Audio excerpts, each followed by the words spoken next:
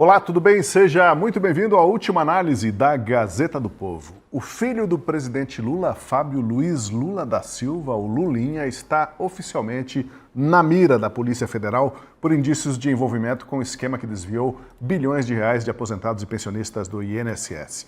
Conversas em WhatsApp, passagens aéreas, bilhetes escritos à mão e o depoimento de uma testemunha levaram a PF a abrir investigação para apurar se Lulinha era o sócio oculto do empresário Antônio Carlos Camilo Antunes, o careca do INSS.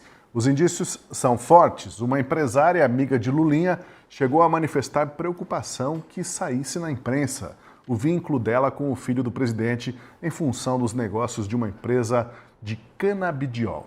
Essa mesma empresária fez várias viagens de avião com Lulinha, viagens que tinham até mesmo localizador da companhia aérea, o mesmo localizador.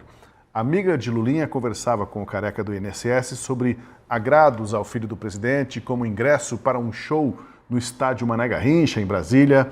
E em conversa de WhatsApp, o careca do INSS, por sua vez, mandou pagar 300 mil reais para o filho do rapaz, que seria o codinome de Fábio Luiz no suposto esquema.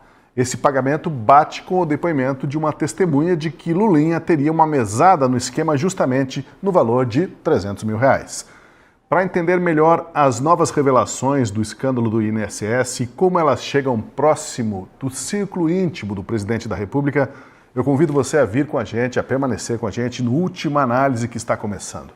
Nós temos hoje uma convidada especial, a deputada federal, integrante da CPMI do INSS, a deputada Adriana, fugiu o nome, Ventura. Opa, estava com o seu nome na ponta da língua, Adriana Ventura. Sabe por quê, deputada? Porque hoje, ao for me passar, vamos falar com a Adriana. Eu falei, tá, mas qual Adriana? Ah, deputada Adriana Ventura. Tudo bem, deputada? Seja bem-vindo. E já digo para a senhora que nós temos aqui no nossa bancada o Deltan Dallagnol, o Daniel Vargas e o Francisco Escorcim também. Sem o seu áudio, será que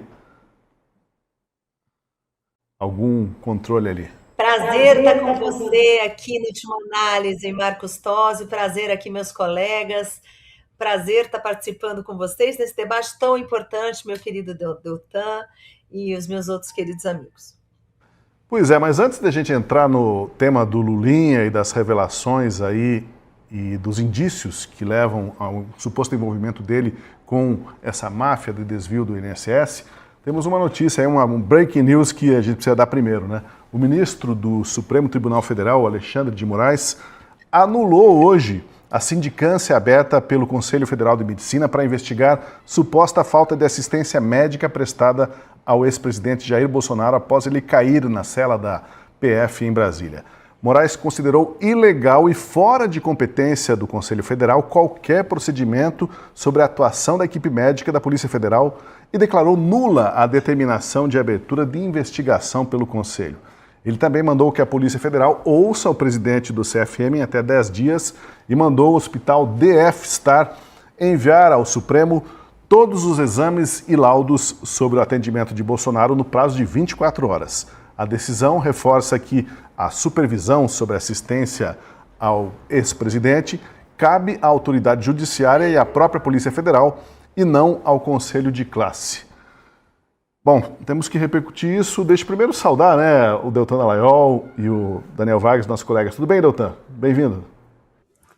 Grande Tosi, Daniel, Escorcim, Adriana, uma honra tremenda ter você hoje aqui conosco, Adriana. Para quem não conhece, a Adriana é deputada federal que presidiu a Comissão Anticorrupção.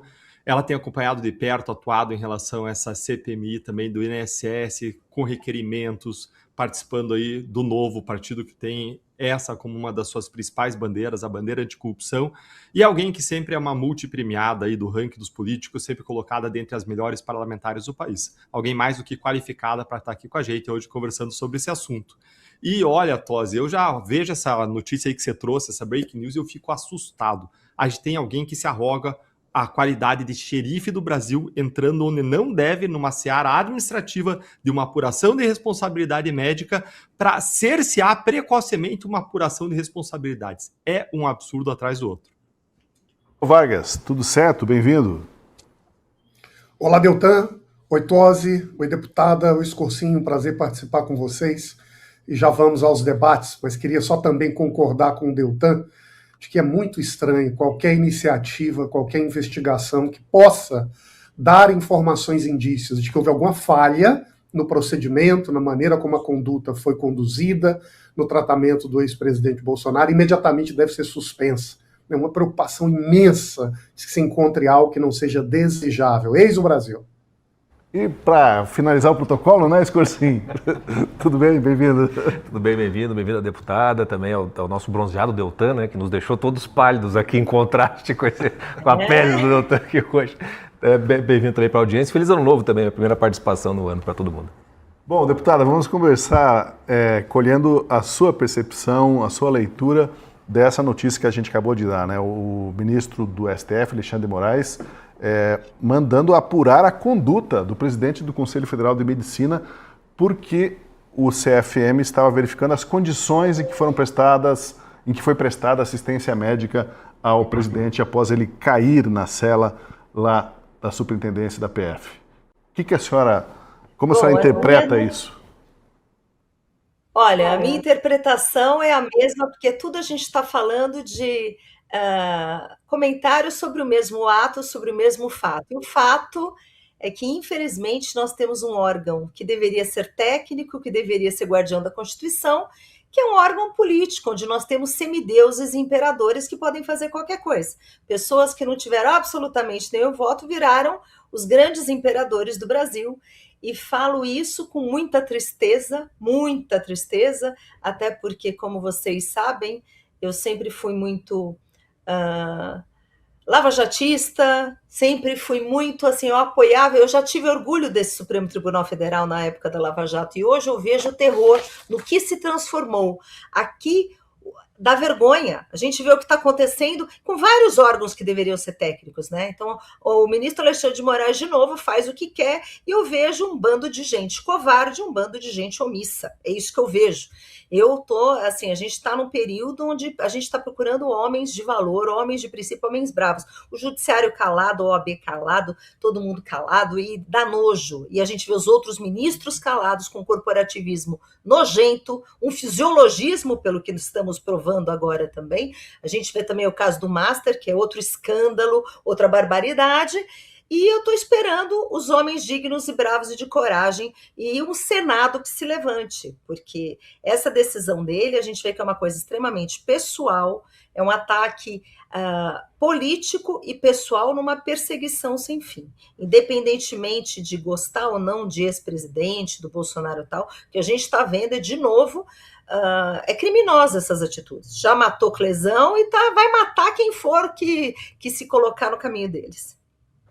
Doutor, você já comentou ali no início, rapidamente, mas não é a primeira vez que o ministro do Supremo ele age contra quem levanta alguma dúvida sobre a conduta de um inquérito ou alguma coisa que ele está presidindo, que ele está conduzindo, né?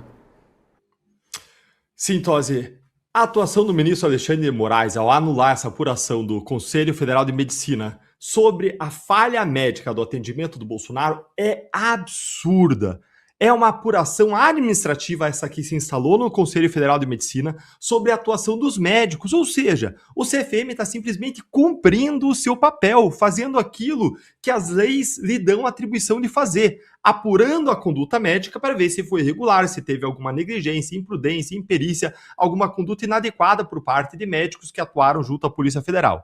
E se tiver alguma atuação irregular por parte dessas pessoas do Conselho Federal de Medicina, nenhum deles tem foro privilegiado.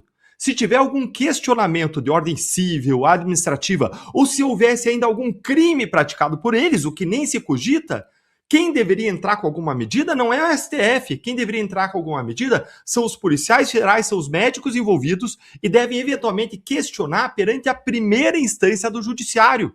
A não ser agora que médicos do CFM, assim como recentemente agora o Silas Malafaia, por ser pastor, de repente tem um foro privilegiado mágico perante o Supremo Tribunal Federal, simplesmente porque Alexandre de Moraes assim o quer. Ou seja, não cabe ao STF anular nada do Conselho Federal de Medicina, a não ser por um voluntarismo de alguém que, como muito bem colocou Daniel Vargas, está com medo de aparecer algo irregular, está com medo de aparecer uma omissão, uma negligência, uma imperícia, ou talvez, quem sabe, vir à tona que algum médico, algum policial tenha talvez até sondado um ministro, vamos aqui especular, e o ministro tenha dito, não façam a transferência agora, segura aí. Imaginou que escândalo seria? A questão é, quando se abafa precocemente e irregularmente uma apuração administrativa e investigar, é lícito, é regular, é correto, é o adequado, é o padrão. Quando se abafa isso precocemente, surgem, e ilegalmente, surgem dúvidas. A quem se quer proteger? O que se quer esconder nesse caso? Aliás, vamos lembrar que não caberia nem ao Supremo Tribunal Federal realizar a execução penal do caso Bolsonaro. Existe uma atuação de exceção do STF também nesse caso. Porque sempre que compete ao STF julgar um caso criminal, ainda que competisse ao Supremo Tribunal Federal julgar e condenar Bolsonaro, o que não é o caso, o STF não era competente, mas ainda que fosse, a execução penal da pena, a execução da pena, competiria um juiz da primeira instância. Então, duplamente errado aí, ou triplamente errado Alexandre de Moraes. Errado primeiro ao atuar no próprio caso Bolsonaro, onde o STF não tinha competência. Errado em segundo lugar ao atuar na execução da pena de Bolsonaro, quando o próprio Supremo, o próprio Alexandre de Moraes não faz isso em outros casos. E errado em terceiro lugar ao atuar anulando sem qualquer questionamento das partes, por iniciativa própria e num caso em que não tem competência, a atuação legítima do Conselho Federal de Medicina numa apuração administrativa sobre conduta médica. Tudo errado. E as questões que ficam é, por que o STF está atuando politicamente nesse caso? E a resposta muito provável é essa que nós demos. O STF não quer que venha à tona alguma coisa que possa lhe trazer um prejuízo, prejudicar sua imagem ou mostrar que Bolsonaro está sendo submetido a um tratamento mais do que injusto, um tratamento cruel, de exceção, de perseguição, vingativo. Chama atenção essa obsessão, essa fixação que o ministro tem pelo ex-presidente Jair Bolsonaro, né? Porque ele faz questão de desempenhar o papel de carcereiro. Quem quer fazer visita para o Bolsonaro? Ah, o filho? Ah, o sogro? Ah, ok, não, esse não vai. Eu marco a data, eu desmarco a data. Pode, não pode? Agora, atendimento médico. Quando vai dar o atendimento médico? Espera um pouquinho, vai amanhã, vai depois. Se questionarem... Não, quem está questionando? Quem mandou questionar? É alguém que, além de condenar, vai lá exercer o papel, literalmente, de carcereiro, não, Escursinho? Acho que é mais do que isso, né? De carrasco mesmo, né? Naquele estilo secular e muito antigo, em que não só a pena guarda o presidiário, mas que, de certo modo, o tortura em alguma medida. A gente já teve o caso do Clezão. Foram não sei quantos exames que não foram literalmente avaliados pelo ministro, não se foi permitido. Acho até que aplaudo a coragem do CFM de, enfim, alguma instituição tentar fazer algum tipo de movimento, porque todas as outras concordam completamente com a deputada. A OAB já deveria ter se manifestado há muito mais tempo, o Senado, enfim, como instituições, não apenas alguns dos membros, né, falando, porque nós não estamos mais no terreno do Estado de Direito democrático, nós estamos no terreno da disputa da força, quem tem força e quem não tem força, para impor as coisas, né? E a força do Alexandre de Moraes ela é concedida, é bom lembrar isso, ele não tem esse poder todo por ele mesmo, ele está sendo concedido por uma grande imprensa que passa pano literalmente para tudo que afronte a Bolsonaro. Se fizesse 5% do que faz com relação ao caso Master, com relação às barbaridades com o Bolsonaro, certamente Alexandre de Moraes já teria recuado, como recuou em alguns casos quando confrontado, vamos dizer assim. Então é uma disputa de força e é preciso que essas instituições se manifestem. Então louvo que o CFM tenha feito isso e me parece assim que, claro, a questão do Bolsonaro mas a questão do Clezão é um prato pronto, é um prato feito para que uma sindicância, com relação à atuação dos médicos e do tempo dos atendimentos, é algo que é impossível de você conseguir justificar. É claro que isso vai abrir uma caixa de Pandora do tratamento médico dentro das penitenciárias e dos presídios, mas é algo que precisa ser feito, né? E aí toda essa dimensão do APF, evidentemente vai ouvir o Conselho de Medicina. Eu espero que as instituições, né, que já começaram a se movimentar achando tudo um grande absurdo, eu espero que aos poucos comecem a tomar algumas atitudes, porque nós estamos no terreno da força. Se não vier uma força maior, não vai haver como você parar o Alexandre de Moraes. Deputada, a gente convidou a senhora para falar sobre a CPMI, né? Mas veio essa notícia, uma notícia impactante, então eu peço sua paciência, a senhora nos acompanhe na repercussão desse fato também. Eu queria ouvir o Daniel Vargas, se também já deu alguma impressão sobre isso, Vargas, mas é grave essa ação do Moraes contra o CFM? Olha, Tosi, como várias das decisões que são tomadas pelo Moraes, nesses casos que claramente cruzam uma competência que seria típica de um ministro da mais alta corte do país, a gente fica sempre se perguntando o que está por trás dessa expansão contínua e ilimitada de poderes. E nesse caso, dois temas em particular me chamam a atenção, além do que foi destacado pelo Deltan e pelo Scorsin. O primeiro é sobre o aspecto médico. Então, existe uma lei que disciplina a competência dos conselhos de medicina para avaliar eventuais violações éticas dos médicos.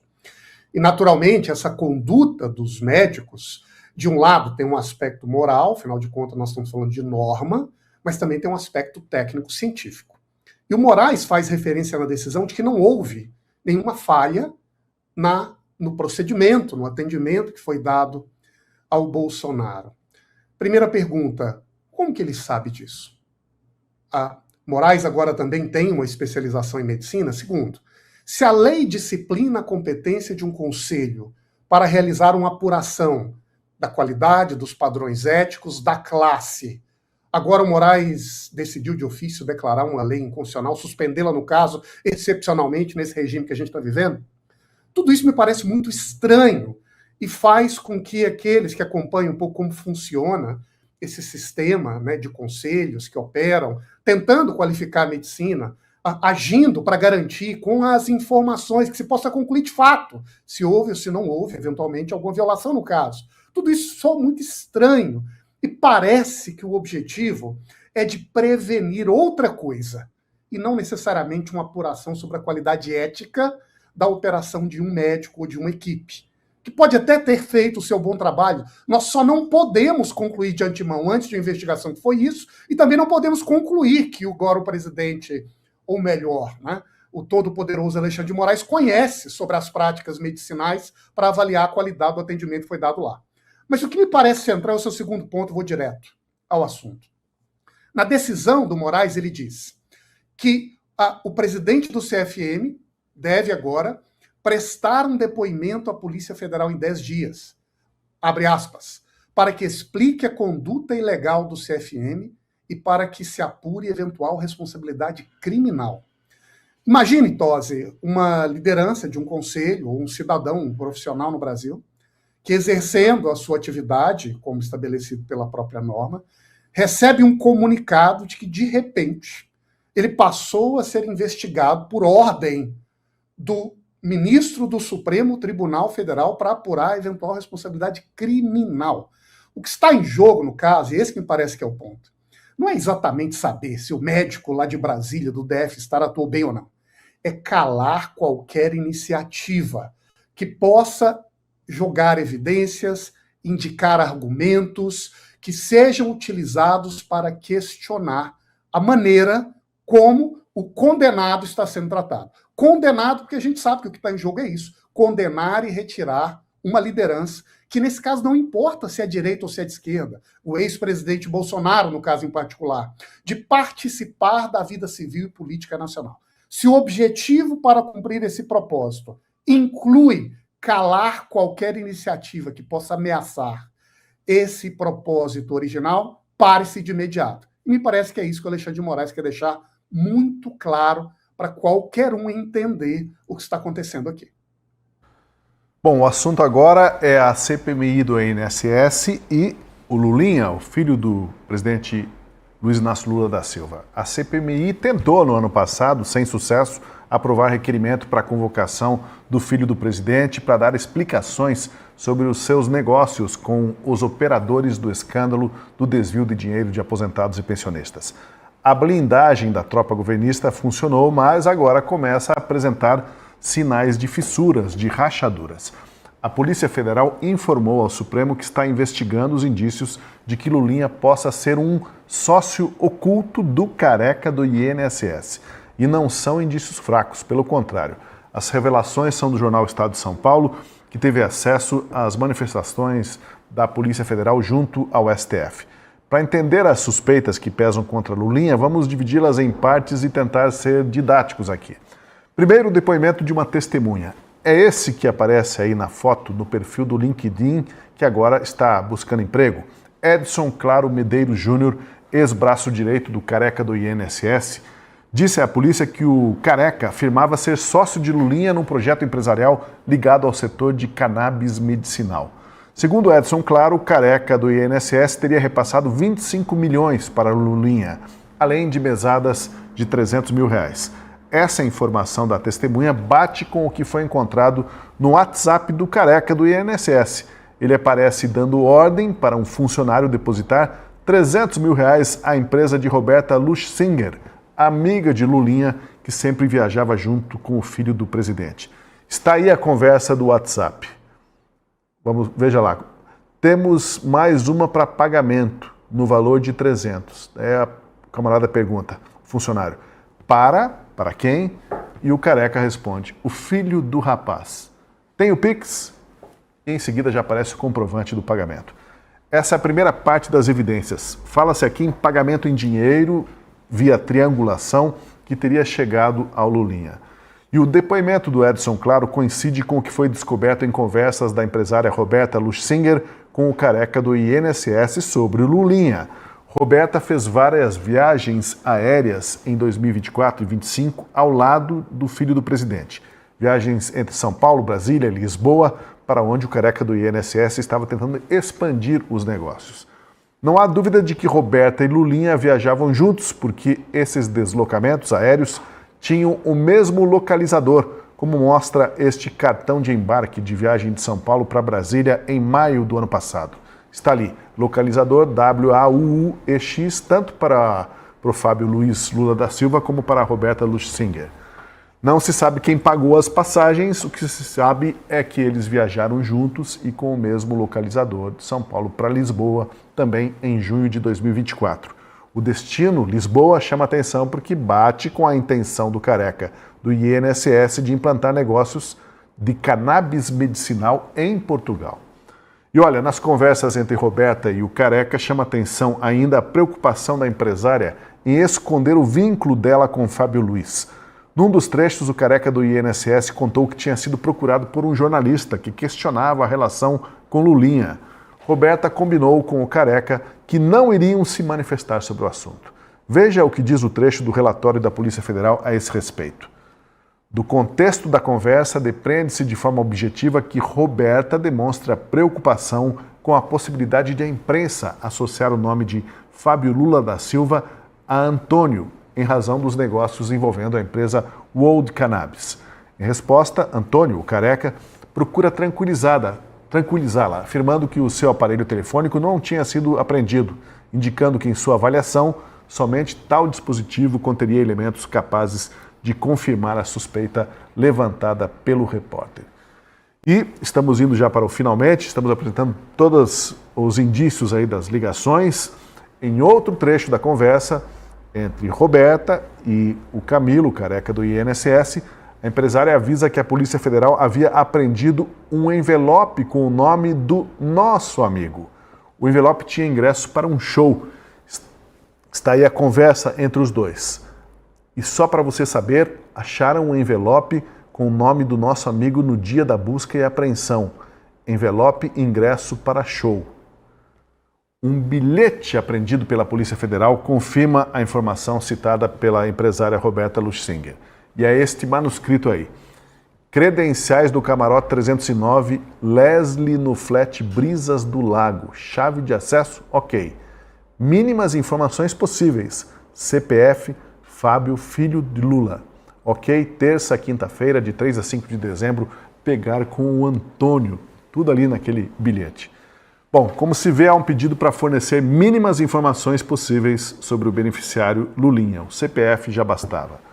O show que Lulinha ganhou ingresso era no camarote do Careca do INSS no estádio Mané Garrincha e Roberta foi a intermediária. A empresária Roberta, que tinha um contrato de consultoria com o Careca do INSS e recebeu 1,5 milhão de reais em pagamentos. Em nota, a empresária disse que os negócios com o Careca do INSS se mantiveram apenas em tratativas iniciais e não prosperaram.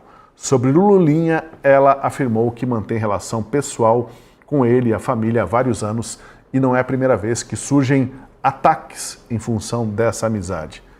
Está aí o resumo da ópera, deputada. A senhora já deve conhecer também, deve ter se informado sobre essas revelações, esses fortes indícios. Agora, como é que alguém recebe 1,5 milhão de reais por uma consultoria sem resultados concretos de um negócio que não vai para frente? A pergunta ela tem a ver até com um episódio recente na República, que é como é que alguém recebe 129 milhões de reais por um contrato também que pouca coisa produziu, deputada. Então, isso na verdade faz parte dessa novela do show de horror, né? É um show de horror, o teatro do horror que a gente está vendo aqui. E tá mais, todos sabem, e todos estão careca de saber, até fazendo um trocadilho aqui, que o Lulinha está envolvido até o pescoço com toda essa fraude do INSS, com roubo de aposentado, e ele é sócio do Careca do INSS, né? Viaja pelo mundo com o Careca do INSS, recebe mesada de 300 mil do Careca do INSS, né? E aí, já, na CPMI, inclusive, a gente viu desde o começo algumas alusões a isso. Começou com aquele advogado Eli Cohen, que fez um comentário ali de Lulinha envolvido com uma lobista, que depois a gente supôs que fosse a Roberta, né, que é amiga e sócia e que da consultoria de 1,5 milhão. Teve o contador do Lulinha com o Ricardo Bimbo, que era coordenador do PT, que recebeu dinheiro de empresa envolvida do rolo do INSS. Isso é, todos os caminhos levam a Lulinha. O mesmo Lulinha que foi alvo da Operação Lava Jato, que teve aquela questão de 132 milhões de reais, que envolveu outras empresas. O mesmo Lulinha que, depois dessa operação sem desconto, fugiu para Madrid, da Espanha. Fugiu, porque morava ali, num apartamentaço, né, de muitos e muitos milhões, que obviamente não está no nome dele, e fugiu para Madrid. Então, e o mesmo Lulinha que foi blindado na CPMI do INSS desde o começo. Por que eu falo desde o começo? Mesmo quando a gente não tinha toda essa noção, essa grande figura que a gente tem hoje, a gente viu que no começo o governo já fez a movimentação, trocou um monte de membro da CPMI para barrar a convocação do Edson Claro, que era sócio do Careca. Então já tinha esse mesmo Edson Claro, que fez o depoimento da Polícia Federal, que gerou e deu todos esses elementos, ele foi barrado ali.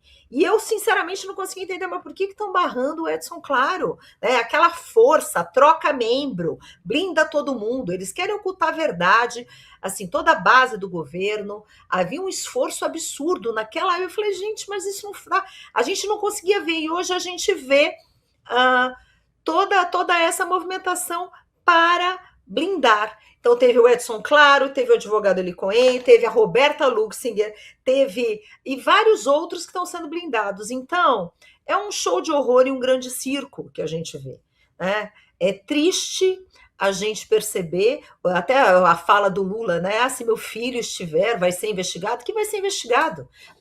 Eles não quiseram, a gente tem outra convocação para ser votado, o Partido Novo entrou com uma nova convocação, porque passou da hora desse país ser levado a sério. Eu não quero ver o Supremo Tribunal blindando, eu fico muito feliz que o ministro André Mendonça esteja na condução desse caso, mas a gente vê vários ministros blindando, dando testemunha, assim, acusados, testemunhas, as barbaridades, as blindagens que são feitas, e não só pela base do governo, mas muitas vezes por ministros do Supremo, né? Tem parlamentares que também são blindados, envolvidos, a gente vê movimento de blindagem do próprio presidente do Senado, o Davi Alcolumbre, o senador Davi Alcolumbre, que colocou sigilo em visitas do INSS, e a gente vê senador até o pescoço, a gente vê, inclusive, um ponto que não foi colocado aqui, que eu lembro, é a questão da ligação com o Ministério da Saúde, as reuniões do Lulinha e do Careca no Ministério da Saúde, justamente, talvez, para tratar de mais confusão e mais problemas ali do cannabis medicinal, mas o que a gente vê é isso, é blindagem, é teatro, é roubalheira, roubo de aposentado, roubo de dinheiro, esquema, é isso que a gente está vendo aqui. Tá tudo desnudado. Mensagens de WhatsApp são claras, mesada é clara, passagens aéreas, assim, é muita prova material e é muito blá blá blázinho. Esse país precisa ser colocado nos eixos, e eu acho que a gente, como eu volto a dizer aqui, tá faltando senadores de coragem, homens de coragem, judiciário de coragem. A gente está precisando que nós nos levantemos contra essa roubalheira e essa quadrilha que tem nos três poderes, blindando todo mundo, e essa roubalheira toda, inclusive o nosso protagonista do dia, que é o Lulinha. Pois é, eu quero abrir para os nossos colegas aqui do Última Análise para essa conversa com a deputada federal Adriana Ventura. Escorsim? Eu queria aproveitar a presença da deputada para fazer alguns questionamentos, né? Eu tenho acompanhado, até por conta do nosso trabalho aqui, várias das sessões e tem sido muito difícil conseguir a aprovação dos requerimentos, justamente daquilo que passa um tempo depois, as apurações da Polícia Federal, o processo acaba demonstrando que não tem como escapar disso, né? A CPMI, a gente sabe que ela tem um prazo previsto, que pode ser prorrogado, nós vamos entrar num ano eleitoral, e a impressão que passa assistindo, né, é que muita coisa tem sido muito bem costurada. Eu gosto muito do trabalho do relator, tem sido muito técnico ali na forma como ele tem construído isso. O meu questionamento é com relação à capacidade da CPMI de certa maneira, conseguir avançar, tendo em vista que quase nada consegue ir para frente e está se dependendo muito da investigação da polícia, e mesmo assim, às vezes, mesmo assim não se consegue aprovar lá os requerimentos para se ouvir pessoas que já entregaram muita coisa. Eu não sei até quando vai a CPMI, se já há algum consenso com relação à continuidade dos trabalhos, se dá para esperar que a CPMI vá conseguir fazer mais do que o barulho, que é o que dá para se conseguir fazer, as tentativas de se conseguir as convocações. Dá para ter esperança nesse ano eleitoral na CPMI, na renovação? Olha, eu até brinco, eu falo para as pessoas assim, CPMI vai acabar em pizza. Eu discordo. Porque eu acho que já não acabou em pizza. Só o fato da gente estar tirando uma poeira e uma sujeira embaixo do tapete, pondo num ventilador, eu já acho uma grande coisa. Vamos ver quantas prisões já foram feitas, né? Assim, não só pela CPMI, mas também o trabalho da Polícia Federal e também o que o André Mendonça está conduzindo.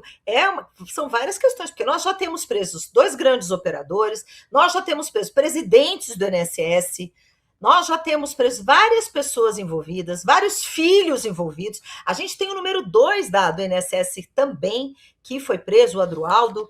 Então, o que a gente vê?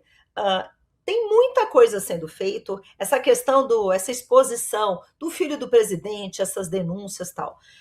Respondendo aqui, Scorsin, o teu questionamento, eu entendo que é frustrante, principalmente para a gente muitas vezes fica ali um jogo político, uma blindagem, eles têm um poder de fogo bem maior, tanto assim que eles trocam membros, eles têm maioria na comissão, né? A gente teve sorte de conseguir eleger um presidente e um relator da qualidade do Alfredo Gaspar, que está fazendo, o deputado Alfredo Gaspar, que está sendo brilhante na condução, na maneira técnica, e principalmente com aquele trabalho sério que ele sabe fazer melhor do que ninguém. Mas a gente não pode esquecer que aquilo ali é uma comissão e a gente tem que seguir regra, a gente está, querendo ou não, subordinado ao presidente do Senado, ao presidente do Congresso, Davi Alcolumbre, porque essa questão de continuidade já tem discussão. Em tese, vai até 31 de março, né, que é aquele prazo de 180 dias e tal. Aí nós coletamos, esse teve um trabalho muito bacana, que foi conduzido pelo nosso deputado, Marcel Van Hatten, e outros da oposição, todos coletando assinaturas, para pedir aquela renovação automática. Na última sessão do Congresso Nacional, inclusive, o deputado Marcel fez um anúncio e informou para o Davi Alcolumbre, que estava ali presidindo, que foi no dia de votação do orçamento, informou, olha, já temos assinaturas pedindo a prorrogação dessa CPMI até julho, né? Justamente porque tem muita coisa para vir, agora tem questão de consignado e várias outras questões, e tem muita gente de cabelo em pé. Então, que com certeza há uma força contrária à continuidade da CPMI, muita gente forte nos 3 poderes, né? Dizem que a República cai, porque é muita gente envolvida. É ministro, é parlamentar, é senador, é deputado, é muita gente de interesse, é muito dinheiro, é muita roubalheira, muita. Então, A gente vai passar por maus bocados, mas só o fato, além do barulho, eu acho que o país está vendo. Até para ver a qualidade de pessoas que coloca lá e que reelegem. E outras coisas, até para cobrar muitas instituições que deveriam fazer o seu papel e não fazem. Então, eu sei que é frustrante, porque presa, né, bandido na cadeia, pessoas, o que a gente não quer ver é impunidade. Mas, infelizmente, tem um rito e tem um processo, e querendo ou não, muitas instituições estão aparelhadas. Querendo ou não, a gente tem um governo do PT, que é, para mim, sinônimo de corrupção, que é sinônimo de... A gente tem o histórico, não preciso falar muito. Então, como a gente já tem esse histórico, a gente fala vai acabar em pizza, mas está todo mundo vendo. Hoje tem gente presa, tem muita gente com medo. Então, eu não acho que seja pizza, eu acho que a CPMI está cumprindo um papel fundamental e a gente vai continuar ali. Se tudo correr bem e o senador Davi Alcolumbre seguir o rito, o regimento, nós já temos as assinaturas, já está protocolada a prorrogação da CPMI, já tem... A CPMI tem que ser prorrogada até 31 de julho. Palavra para o Daniel Wagner também, Daniel. Oi, deputada. Só dando aqui continuidade na pergunta feita pelo Escorcim e no seu raciocínio, como a senhora enxerga os próximos passos da CPMI agora? Então, há essa expectativa de que ela possa eventualmente ser prorrogada, mas a senhora mesma mencionou que há uma espécie de tentativa de bloqueio, sobretudo entre deputados aliados ao governo. Então, se ela for até o final de março, como que a senhora enxerga que a CPMI vai priorizar as ações e onde nós podemos esperar que ela chegue daqui até lá? Então, os próximos passos, para mim, são claros nesses 2 meses, até porque, se vocês acompanharam a CPMI, como muita gente foi blindada, e muitos ali, você fala assim, por que tá com essa pessoa aqui? A gente via pessoas ali que não eram tão relevantes, né? Você não precisa ouvir 8 testemunhas que faziam meu Golden Boys, todo mundo sabia que era o esquema tal. O foco desse início, na minha visão, tem que ser, primeiro, o foco nessa questão do careca do INSS e vínculo com o Lulinha, eu acho que é uma grande coisa. O atual ministro, que nós temos, né, o ex-deputado Volney Queiroz, porque foi preso o número 2. Ele não foi depor. Então, a gente está vendo que eles estão se esquivando justamente. Então, tem que ser o foco nesse ministro da Previdência, que, aliás, é do mesmo partido. Historicamente, o partido PDT é o partido que sempre levou à frente a Previdência e tudo mais, assim como o PT na CONTAG, assim como o Sindinap. Então, tem todo um conluio. Isso daí não é uma coisa de uma mão só, são de muitas mãos. Então, o foco tem que ser esses que ainda não foram ouvidos, os relevantes, que ainda não foram lá, com foco no Lulinha, essa Roberta Luxinger, e outros ali, o ex-assessor de parlamentares que deveriam estar lá e ainda não foram, e também tem o foco do consignado, que a gente não pode esquecer, que a gente ainda não entrou em consignado, a gente ainda está falando de desconto associativo. Então, o foco dessa segunda etapa também é a roubalheira dos consignados, o grande esquema de corrupção, que é, assim, 10, 20 vezes maior do que esse rombo de desconto associativo, que é a questão do consignado. Então, tem muito banco envolvido, né? Os bancos todos, a gente aprovou inúmeras convocações de muitos e muitos bancos, onde tiveram problemas de consignado e reclamação. Então, esse é o foco da segunda parte, que eu acho que o relator e o presidente vão concentrar os seus esforços. Ok, estamos conversando com a deputada federal Adriana Ventura, que integra a CPMI do INSS e está debatendo com a gente aqui as novas revelações que envolvem indícios muito fortes do envolvimento da ligação do filho do presidente Lula, o Lulinha, com operadores do esquema de desvio de recursos. Deltan Dallagnol. Adriana, eu concordo plenamente com você na sua avaliação sobre o papel da CPMI do INSS. Quando eu atuava no caso Banestado, teve uma CPMI do caso Banestado, e só o fato de existir a CPMI, de trazer a discussão para a pauta pública, para a pauta jornalística, de lançar à luz, Isso gerava um imenso incentivo em todos os órgãos públicos para uma atuação mais eficiente, mais célere. Isso colocava pressão sobre as instituições financeiras para que enviassem a nós os dados bancários de modo mais rápido. Isso fazia as engrenagens, vamos dizer assim, lubrificava as engrenagens do sistema de investigação para que as coisas funcionassem. Então, eu tenho visto essa CPMI, sempre vejo, com um papel central de trazer visibilidade, lançar luz sobre o escândalo, colocar um holofote nesse escândalo e fazer as investigações, pressionar as investigações públicas para que andem. Além disso, como você mencionou, tem um presidente que tem conduzido de forma técnica e tem como relator um membro do Ministério Público que se afastou para se tornar político, mas um membro do Ministério Público muito respeitado, que é o Alfredo Gaspar, alguém que entende de investigação. E é uma CPMI ainda que está se expandindo agora para apurar o Banco Master, porque muitos aposentados foram prejudicados, porque faziam parte de fundos previdenciários que compraram títulos do Banco Master que não vão estar garantidos pela FGC, porque passavam em muito aí de R$250 mil do limite da FGC.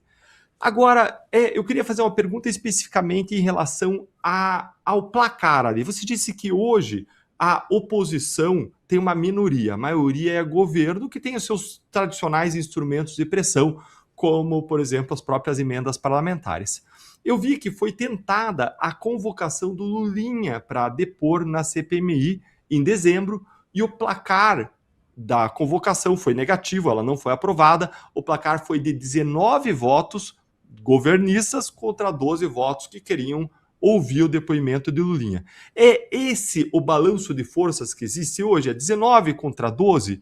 E na sua avaliação, diante da pressão da opinião pública, desses novos escândalos, novos fatos, você acredita que poderia acontecer aí a reversão de 4 votos, de 4 pessoas, porque 19 a 12, se a gente conseguir 4, já muda aí para 16 a 15 a favor de uma convocação.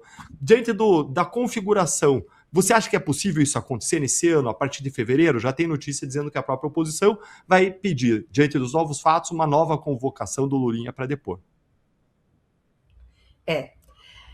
Olha, já está até protocolada a nova convocação, mas, assim, eu acho, Deltan, e obrigada pela pergunta e pela análise, eu acho que é um cenário difícil.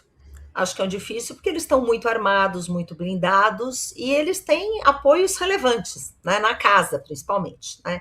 Então, acho que podemos trabalhar sim, mas desde que eles tomaram um susto, onde, vamos lembrar que quem ia presidir esse relator era o senador Omar Aziz e o senador Renan Calheiros. Vamos lembrar desta parte. Depois que eles tomaram aquele susto, né, que realmente foi uma coisa divina que aconteceu para o país, onde isso não se concretizou, onde a gente colocou o senador Carlos Viana na presidência e o deputado Alfredo Gaspar na relatoria, eles começaram realmente a tomar medidas e trocaram membros. Então, tem parlamentar ali que é retirado da comissão, mesmo contra a sua vontade, e é colocado outro. Parlamentar que existe risco de votar diferente, eles já blindam e já tiram. Então, parlamentares ali são muito avisadinhos. Olha, você tem que votar aqui. Ah, não, mas eu vou ter problema na minha base, isso não vai acontecer, eu não concordo. Ele é retirado da comissão. Este poder, então, é o outro problema. A gente tem o povo, é a casa do povo, que o poder não é do povo. O poder ou é de líder partidário que faz acordão, né?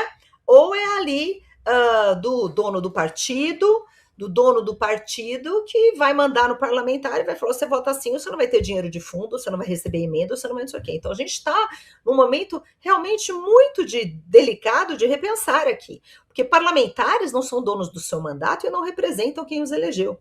Muitos parlamentares ali têm como chefe o líder partidário ou como chefe o dono do seu partido, que é o que dá dinheiro para ele fazer campanha, dinheiro público, diga-se de passagem, e que faz a questão de destino de emenda parlamentar, essas extras, né? Tem a força daquelas emendas extras, se votar assim, recebe tanto de emenda para indicar. Então, tem um jogo ali que é muito pesado. Então, parlamentares, mesmo aqueles bem intencionados, tal, se eles vão votar contra a vontade do que é determinado para blindagem, ele é retirado da comissão. Isso ele não tem poder. Então, eu acho que é muito bom colocar isso. Então, respondendo a sua pergunta de uma forma muito objetiva, Deltan, existe a possibilidade da gente fazer equiparação de forças naquele momento, do jeito que está, é remota. Eu acho difícil. Será que a gente vai conseguir convocar o Lulinha? Não, Eu acho que não. Eles têm ali as vagas, tem os partidos que fazem parte da base, tem o líder partidário que não vai deixar, tem o presidente da casa, tem o grande acordão, tem o número de emendas, tem isso, tem aquilo, e acabou. E é isso. E quem for contra, e alguns parlamentares, né, eu não vou citar nomes aqui por uma questão de delicadeza, mas percebam que no começo da CPMI tinham ali 3, 4 parlamentares que não estão mais na CPMI. E não é porque eles não querem, não, arrumamos coisa para fazer. Eles foram retirados porque eles se recusaram a votar blindagem a fazer isso. Mesmo sendo da esquerda, mesmo sendo isso aqui, tem parlamentar que não se sujeita. Que bom, né? Ainda existem pessoas de brio, isso é muito bom. Agora, deputada, há que se ter esperança e alguma confiança no trabalho da Polícia Federal, né? Porque se a Polícia Federal seguir até o discurso do próprio presidente Lula, que falou, olha, se filho meu estiver envolvido nisso, tem que ser investigado também. Então, se ele declarou isso em público, que considera isso uma ordem para a Polícia Federal, olha, não é para poupar ninguém. E realmente, nessa reportagem, a Polícia Federal se manifestou dizendo que vai seguir com as investigações e sem nenhum vínculo partidário, sem nenhum compromisso com proteger quem quer que seja. Essa é uma boa notícia, tomara que não seja só uma retórica e que nos bastidores a costura seja outra, né, deputada? Não, com toda certeza, até porque a Polícia Federal é uma instituição tão importante, tão relevante, que é tão importante que ela seja, faça o seu trabalho com independência, e a gente já teve muito orgulho da Polícia Federal, né, gente? Vamos lembrar aqui. Então, quando aparece, eu, inclusive, uma das buscas, das últimas buscas, foi no lugar que eu moro. Então eu acordei com a Polícia Federal ali, 5h50, esmurrando porta, quase derrubando porta do condomínio que eu moro em Brasília, e eu fiquei muito feliz com aquilo, porque dá orgulho você ver uma instituição que cumpre o seu papel, apesar dos pesares. O que é certo precisa ser defendido, independentemente, né, do nome, do sobrenome, se é direita, se é esquerda. Então, a frase do presidente, sinceramente, eu não acredito. Para mim é discurso, narrativa, mas no trabalho da Polícia Federal eu acredito. Tem muita gente boa lá, muita gente séria, muita gente que trabalha por um país. Então, o trabalho vai me dar orgulho, né? Com certeza interferência vai ter um monte, mas eu espero que eles sigam na linha reta, que é o que todo brasileiro espera. A gente quer ter orgulho das instituições, como eu já tive muito. Acho que o Daniel Vargas quer fazer uma pergunta também, né, Vargas? Uma pergunta rápida, deputada. A gente tem discutido aqui no programa, desde o início, a atuação da CPMI.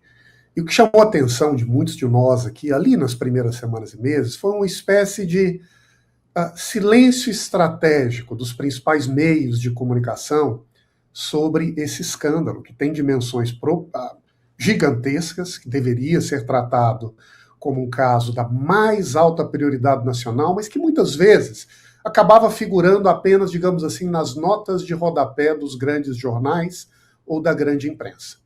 Esse bloqueio, por assim dizer, inicial, começou a ser flexibilizado em determinados momentos, as apurações começaram a chamar mais atenção, mas eu gostaria de ter a avaliação da senhora, como a senhora tem visto a cobertura da imprensa no país sobre a atuação da CPMI, sobre as investigações que têm acontecido e a sua expectativa para os próximos meses, já que sabemos que esse ano é um ano eleitoral.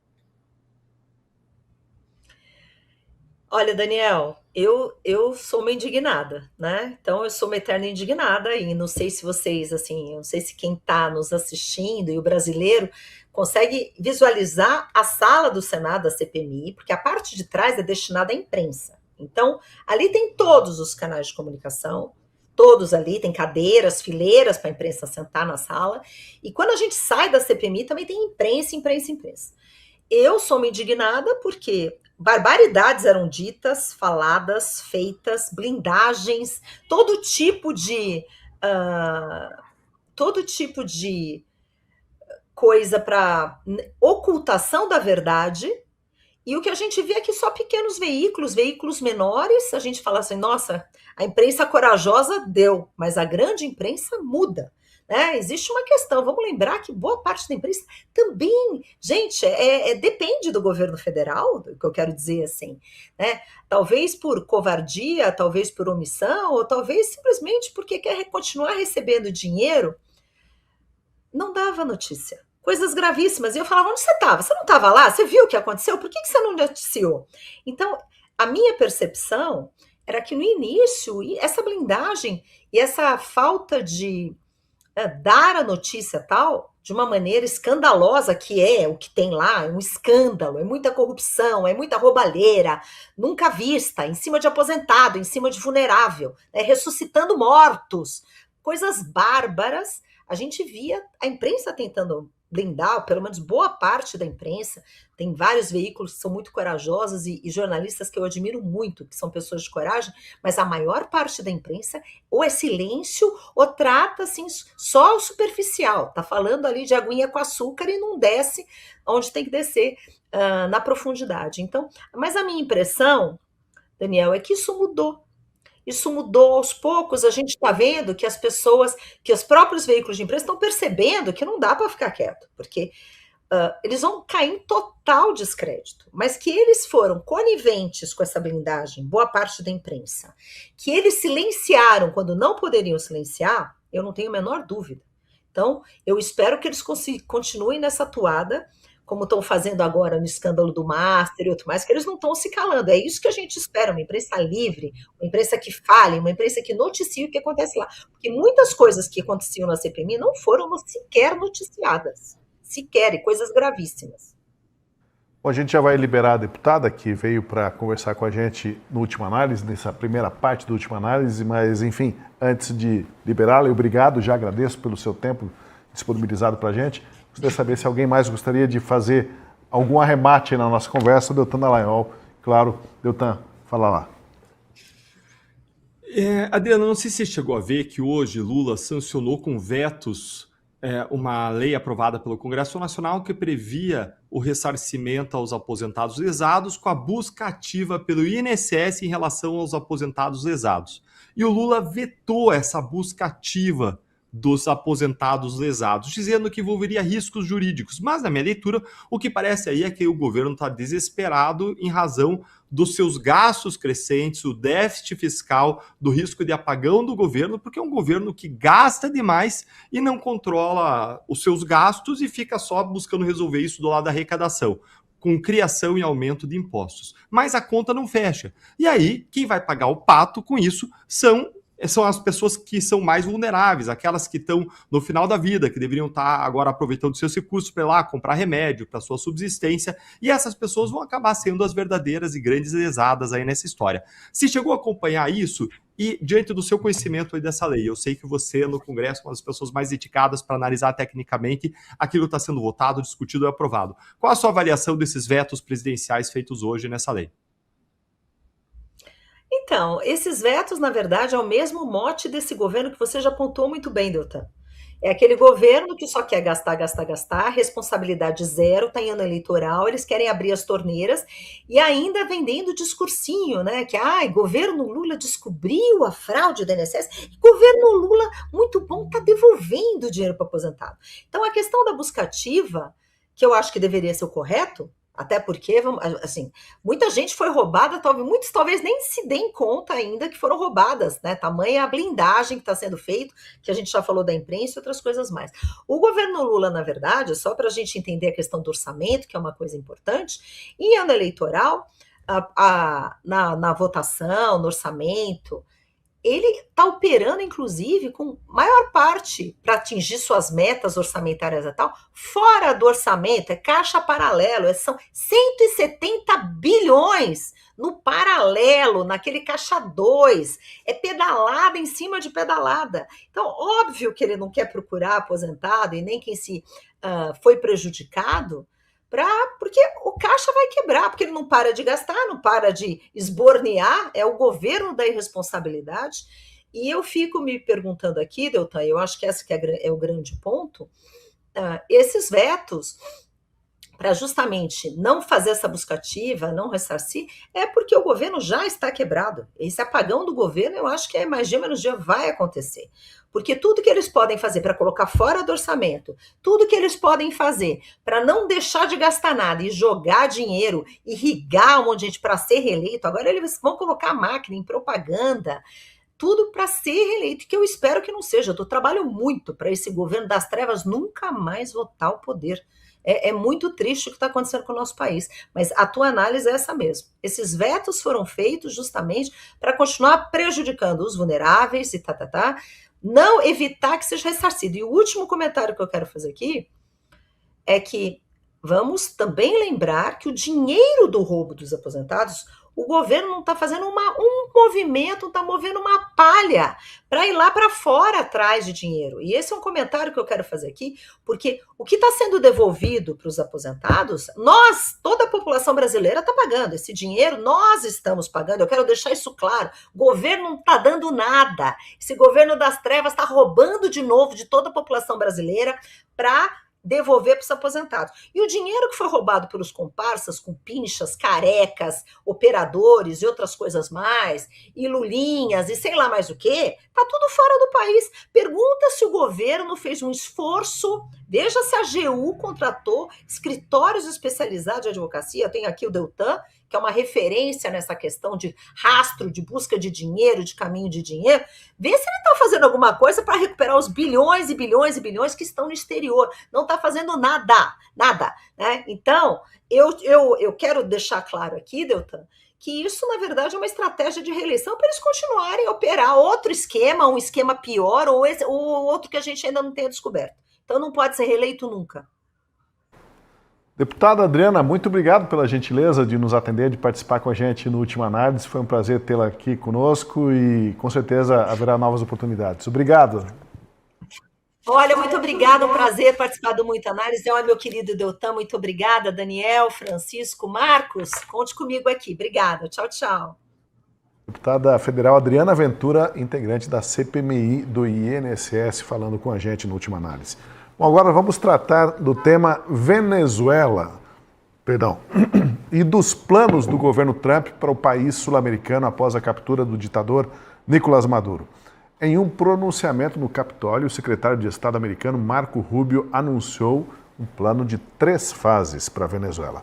Primeiro, a estabilização do país, e nessa fase entraria a venda de 30 a 50 milhões de barris de petróleo para os Estados Unidos. Dinheiro seria usado para tentar evitar o colapso da economia venezuelana. A segunda fase, garantir que empresas americanas ocidentais de outros países tenham acesso ao mercado do petróleo da Venezuela.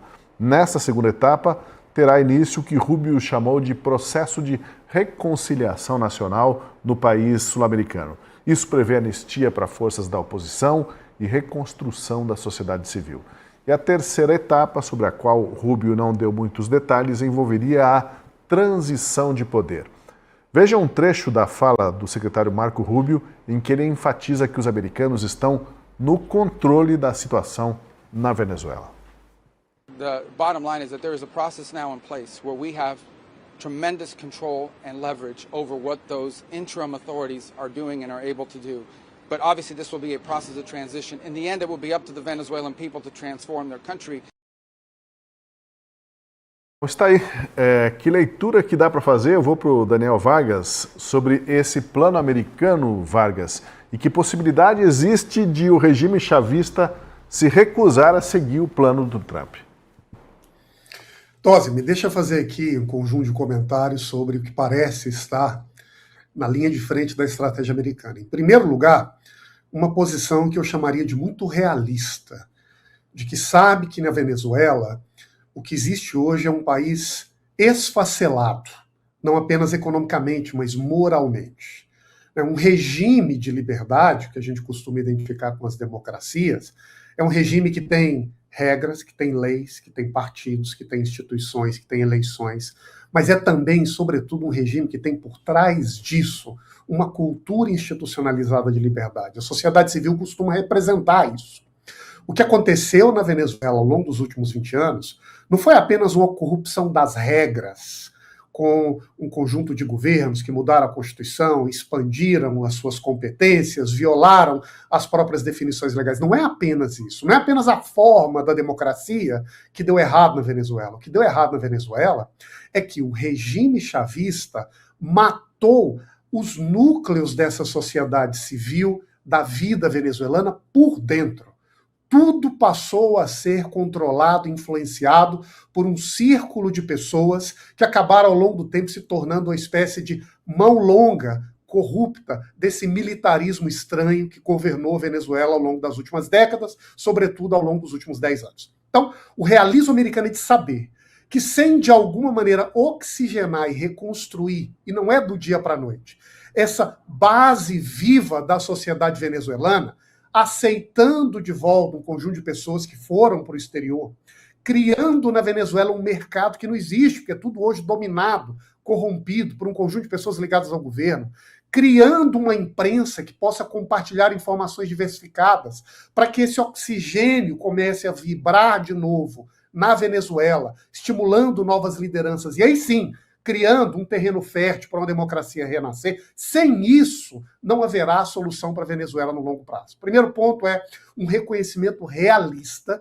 de que nós estamos falando não apenas de um regime corrupto, mas de um terreno morto, que precisará renascer das cinzas.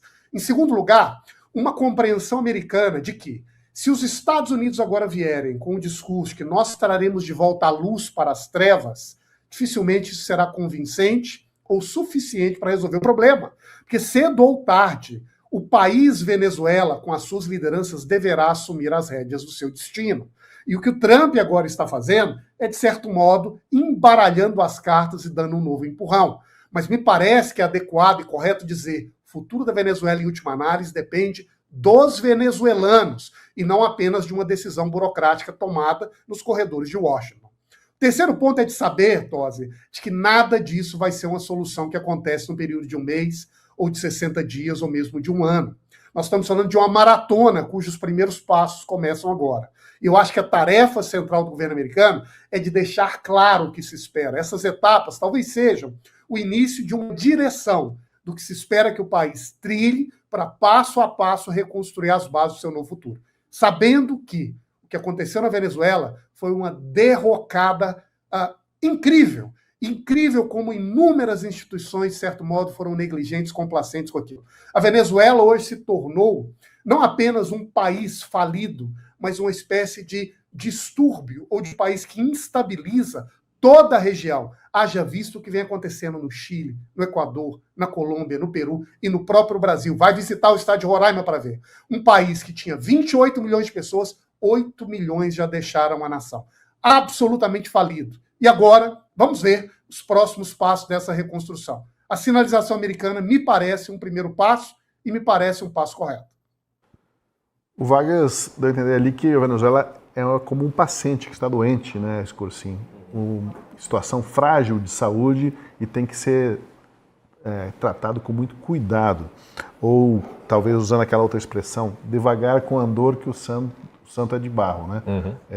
Qualquer medida mais drástica, a medida que faça efervescer ainda mais a situação interna na Venezuela, pode descambar para um caos inimaginável, tamanho é a situação delicada do país.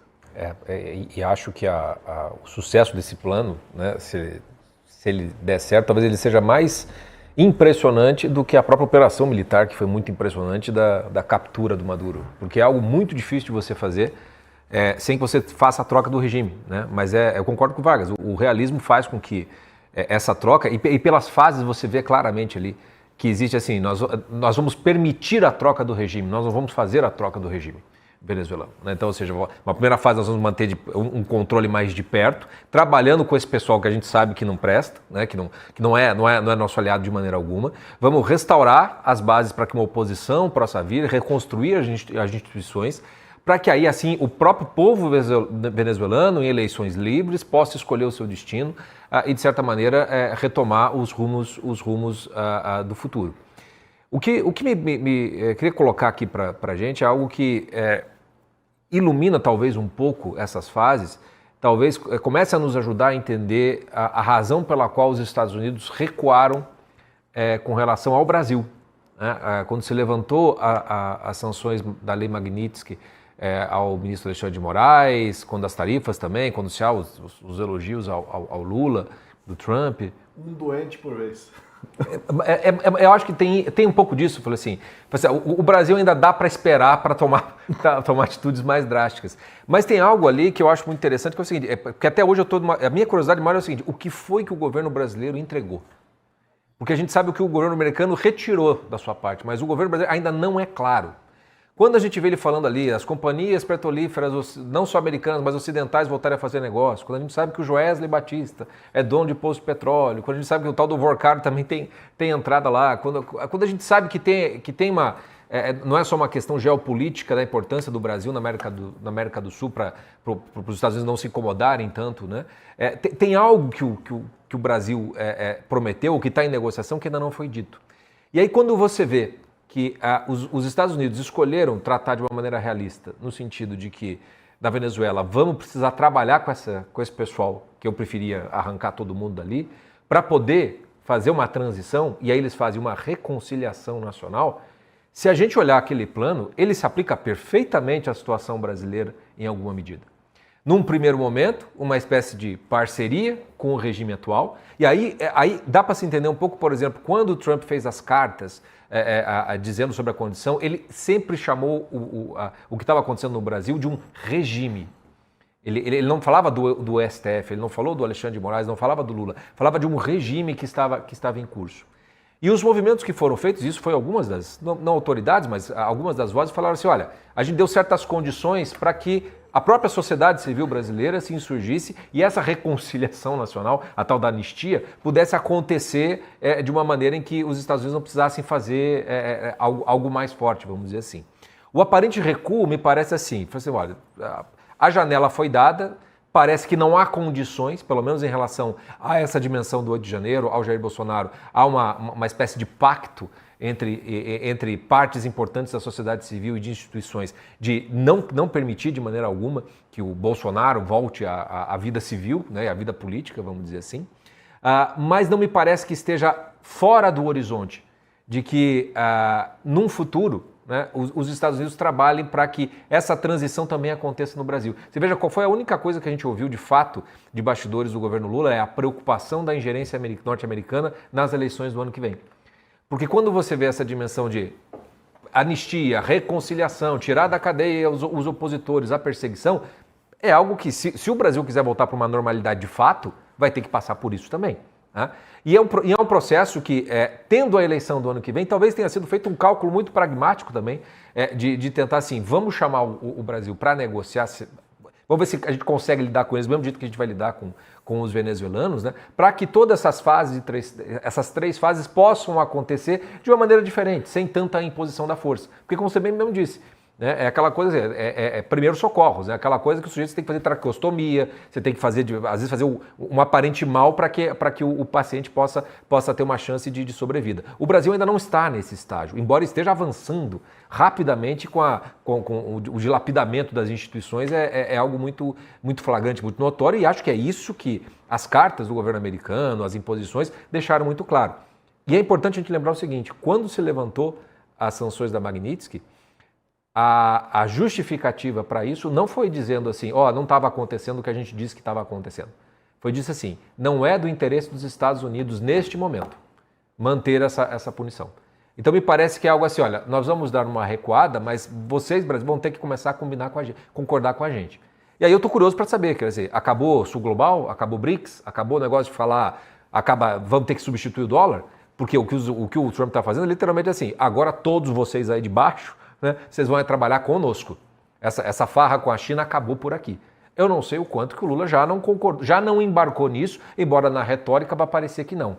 Talvez amanhã, no 8 de janeiro, né, se o Lula vai sancionar ou não lá a lei da dosimetria, talvez já seja um bom sinal para a gente saber exatamente o que foi que esse governo brasileiro, se tem alguma coisa a ver com a dosimetria ou não, né, algo para ser entregue, porque foi uma das justificativas que algumas autoridades falaram.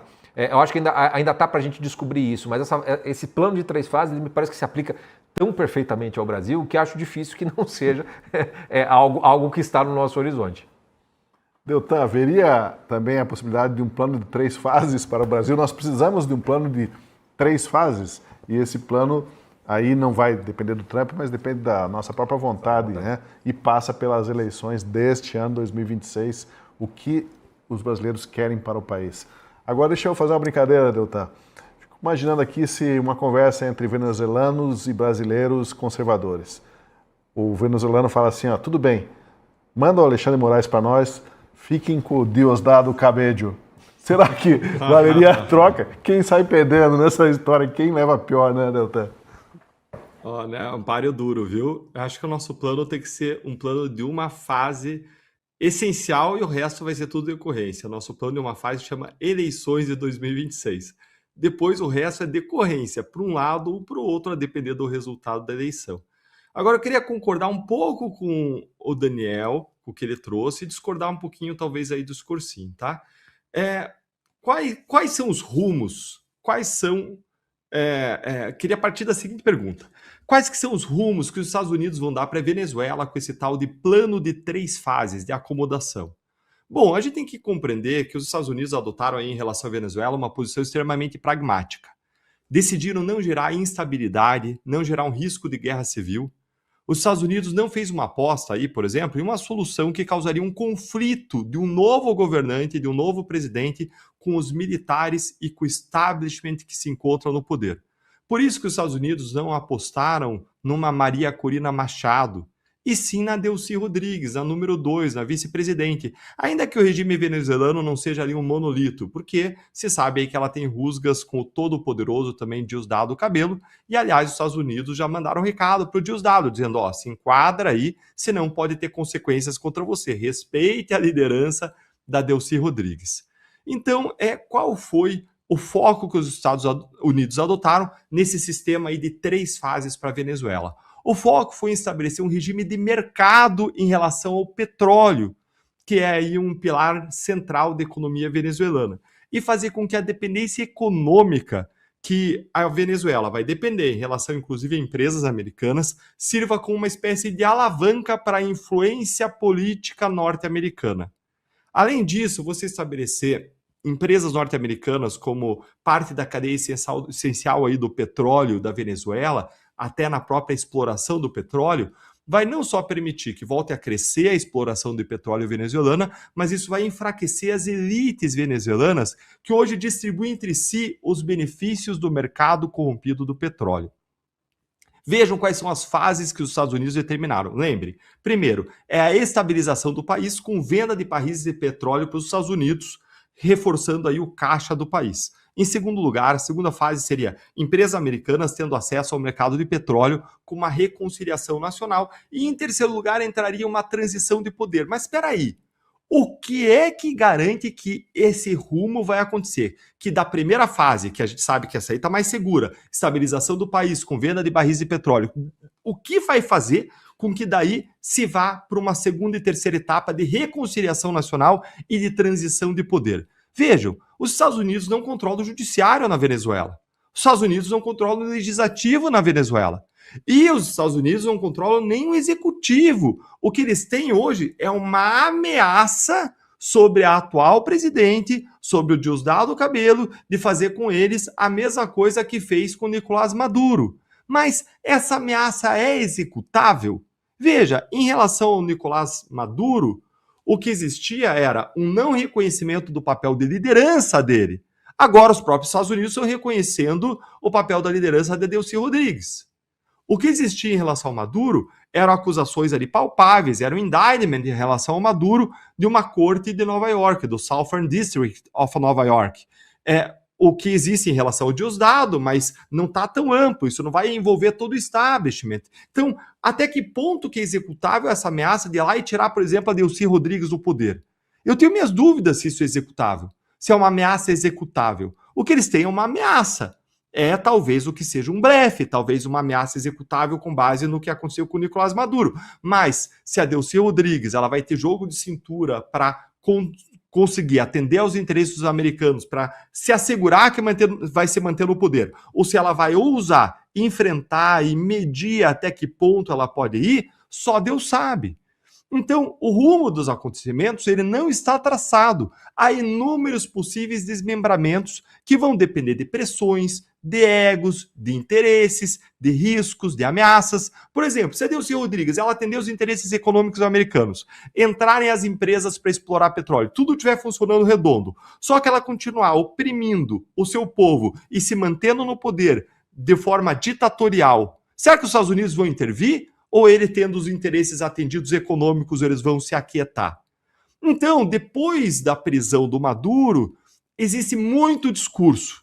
Existe uma aposta, essa aposta dessa transição de 3 fases, mas há pouca ou nenhuma garantia para essa aposta.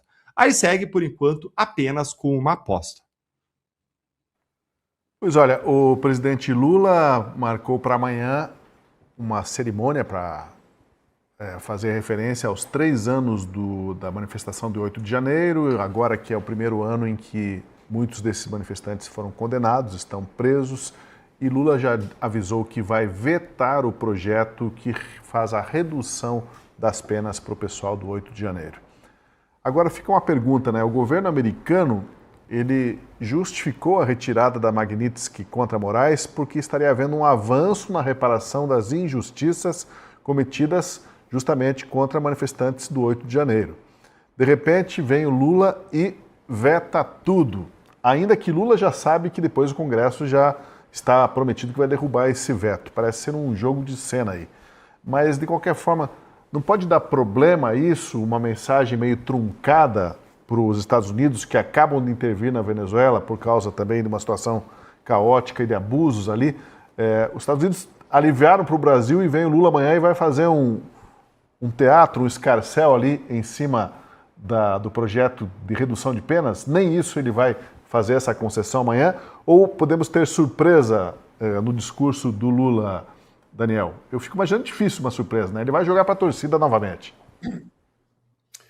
Tosi, eu estou achando que eu vou ser voto vencido nessa questão, Tosi. Eu tenho visto pelo tom da sua pergunta, não só hoje como ontem, que você acha que amanhã o Lula vai assumir o palco, né? Para, como ele costuma fazer historicamente, surfar na onda do momento e provocar outra vez o Trump e botar o dedo na ferida da Venezuela e, quem sabe, mobilizar aí a esquerda acuada na América Latina para liderar outra vez um movimento de independência e autonomia.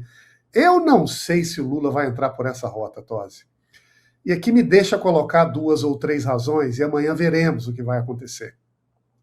A primeira delas é que, digamos que esse discurso, no momento que a gente está vivendo, não me parece que vai ser tão apaixonante, mesmo para aqueles grupos políticos alinhados ao Lula, porque à medida em que essa crise da Venezuela vai se expandindo, as pessoas vão se informando sobre a realidade da Venezuela, relatórios da ONU sobre o que o governo Maduro fez com as pessoas, o número de casos de violência direta, de presos políticos, de organismos de imprensa fechado, de assassinatos, de estupros relatados pela ONU, tudo isso começa a circular no Brasil e vai tornando difícil ignorar essa realidade apenas recorrendo a um princípio abstrato da autodeterminação dos povos. Então, o primeiro argumento é que eu não sei se a esquerda brasileira lulista está assim tão disposta a abraçar com unhas e dentes a defesa desse governo Maduro e pagar o preço que pode estar relacionado a tentar sustentar um caso que me parece insustentável. O segundo argumento é que, ao entrar por essa rota e continuar apostando nisso, ele também está levando esse tema para o debate eleitoral. Ele está empurrando o tema ao futuro, ele está amplificando uma discussão. E outra vez, será que isso é vantajoso para a esquerda brasileira nesse momento? Aqui tentando fazer um papel de aliado ou de advogado do que o Lula pode estar fazendo, essa metamorfose ambulante, que agora vai se preparar para o grande evento desse ano, que vai ser a eleição. Ele quer empurrar essa polarização para esse ano eleitoral? Eu tenho dúvida. O terceiro ponto, Tosi, é que se ele entrar por essa rota, olha, ele estará convidando a decisão, convidando as lideranças americanas a olhar outra vez para o que o Brasil tem feito, digamos assim, com um certo olhar de desconfiança, né? A gente viu o que tem acontecido com o Petro na Colômbia, E eu acho, aliás, que não vai acontecer nada com ele, porque nós temos eleição agora em maio na Colômbia. Então não vale a pena o Trump começar a atacar muito diretamente. O Petro já é uma peça morta no xadrez político colombiano. Agora, será que o Lula vai apostar nisso, chamando outra vez essa polarização como se fosse o seu trunfo de vitória? Você tem insistido tanto nessa tecla, Tosi, que eu posso estar errado, mas ainda continuo com a dúvida. A minha aposta é que ele vai vetar, porque não tem opção. Vai sugerir uma ou outra palavra para defender a soberania dos povos da América Latina, para manter coerência. Mas não sei se ele vai apostar todas as fichas nessa polarização. Até porque eu acho que fazer isso no momento que a gente está vivendo pode ser, para ele próprio, para a esquerda brasileira, muito ruim. Eu acho, na verdade, que vai ser ruim de todo jeito. Mas fica aqui a minha aposta. Não era a minha intenção fazer um exercício de adivinhação, mas já que estamos nessa, né? Deltan, o fato é que provavelmente o Lula, então, segundo Vargas, amanhã ele não vai pegar o microfone e sair andando no palco. Ele vai ficar lendo no teleprompter ou num papel, fazendo um discurso mais contido, menor, conforme preparado pelos seus assessores. Tá aí agora o que vem a gente não sabe, mas eu ainda acho que ele vai soltar e vai pegar o microfone e sair circulando pelo palco, viu, Deltan? Olha, se o Daniel Vargas ele disse que ele ia ser o minoritário, eu acho que eu vou ser o minoritário do minoritário. Eu vou chutar mais ainda o pau da barraca, eu vou ser um Marco Aurélio aqui, viu, Daniel Vargas? Eu vou ser aquele cara que discorda totalmente de tudo, todo mundo. Olha só. Eu vou partir de onde o Daniel Vargas falou, por isso que eu vou ser minoritário com ele. Eu acho também que o Lula não vai chutar o pau da barraca lá no palco, que ele vai exercer alguma autocontenção. Mas eu, ao mesmo tempo, acho que o Lula, a essas alturas da vida, essas alturas, vamos dizer assim, da loucura que o acomete nos discursos, nas gafes que ele faz, com a claque dele lá vibrando na frente dele. Olha, Daniel, eu acho que ele vai sim ter a intenção que você disse de se autoconter, de não provocar demais os Estados Unidos. Ele vai ser brifado nesse sentido, ele vai estar nessa direção, mas vai escapar alguma coisa. Vai escapar alguma coisa, vai escapar alguma crítica mais contundente aqui, alguma analogia mal colocada lá, alguma brincadeira mal lida ali. Ou seja, vamos pegar nossa pipoca e vamos esperar amanhã essa manifestação do Lula. Agora eu quero ir além, eu quero ser mais minoritário aqui para discordar em relação ao eventual receio em relação aos Estados Unidos. Sim, o que os Estados Unidos fizeram ao botar o bode na sala com o Brasil, ao aplicar a Magnitsky, ao colocar as tarifas, eles colocaram um bode na sala e eles mandaram um recado claro dizendo, ó, Brasil, não brinquem conosco, vocês são dependentes de nós, vejam o que vocês vão fazer. Agora, eu não vejo hoje, uma vez estabelecida essa relação química entre Lula e Trump, e com o Brasil não insistindo na treca da moeda dos BRICS, com o Brasil não fazendo uma articulação internacional junto com outros países, com outros Estados Unidos, com o Brasil não fazendo algo de palpável anti-imperialismo americano, para usar a linguagem do Lula, eu não vejo um risco maior aí de retrocesso para o Brasil nessa relação com os Estados Unidos. O que os Estados Unidos querem, e eles estão mostrando aí quais são seus alvos no mundo, hoje, ter algumas ações incisivas, como tiveram em relação à Venezuela, como teve ano passado em relação ao Irã. Eles querem resolver alguns grandes problemas, como a Ucrânia, mas ele faz várias ameaças. Ele faz uma série de blefes. Ele colocou ameaças em relação, desde o começo do ano, colocou em relação à Colômbia, colocou em relação ao México, colocou em relação a Cuba, colocou em relação ao Irã. Então é claro que não tem como ele executar todas essas ameaças. Uma grande medida disso aí vai ser blefe, uma outra coisa ele vai executar para mostrar que ele tem dentes, como fez agora em relação à Venezuela. Porque o blefe sem um porrete sendo por vezes executado, ele não tem muito sentido, ele não tem efetividade, ele não tem racionalidade lógica por trás. Agora, ao mesmo tempo, eu não vejo o Brasil temendo hoje os Estados Unidos, eu não vejo um risco. Eu acho que o Lula vai lá, vai vetar mesmo, eu acho que os Estados Unidos não vão ler como retrocesso, porque eu acho que os Estados Unidos não estão efetivamente preocupados com isso, eles estão muito mais pragmáticos, preocupados com essas grandes questões geopolíticas, preocupados com o Brasil não articular uma reação anti-imperialista junto com outros países, especialmente com o eixo Rússia e China. Estados Unidos estão querendo preservar as Américas como sua área de influência, como seu quintal. O Brasil baixando a cabeça, tá bom para os Estados Unidos. Então eu não acho que o eventual veto, ainda que o Lula vetasse tudo, criticasse um monte ainda 8 de janeiro, aumentasse a polarização, acho que os Estados Unidos iam estar se lixando para isso. Vamos lembrar que a derrubada da Magnitsky veio antes da sanção pelo Senado, veio depois da aprovação na Câmara desse PL, projeto da dosimetria. Não sabia ainda nem se o Senado ia aprovar, nem se Lula, no final das contas, ia ou não vetar isso aí, se vai ou não entrar em vigor, se o STF ia ou não declarar inconstitucional. Então, o que me parece foi hoje, fazendo uma leitura retrospectiva, com base em tudo o que aconteceu, que o que os Estados Unidos fizeram foi colocar o bode na sala em relação ao Brasil, para dizer, nós temos poder, nós temos voz de comando, nós podemos impactar duramente o Brasil com medidas econômicas e políticas, para depois fazer o que ele queria em relação, por exemplo, à Venezuela, para cantar de galo nas Américas, para ameaçar outros países e não ter o Brasil fazendo uma articulação como uma grande liderança econômica e política regional, não tendo uma liderança e um alinhamento aí com os BRICS, com Rússia, com China, com Irã, contra os Estados Unidos, uma reação à atuação agora nessa nova doutrina Monroe americana.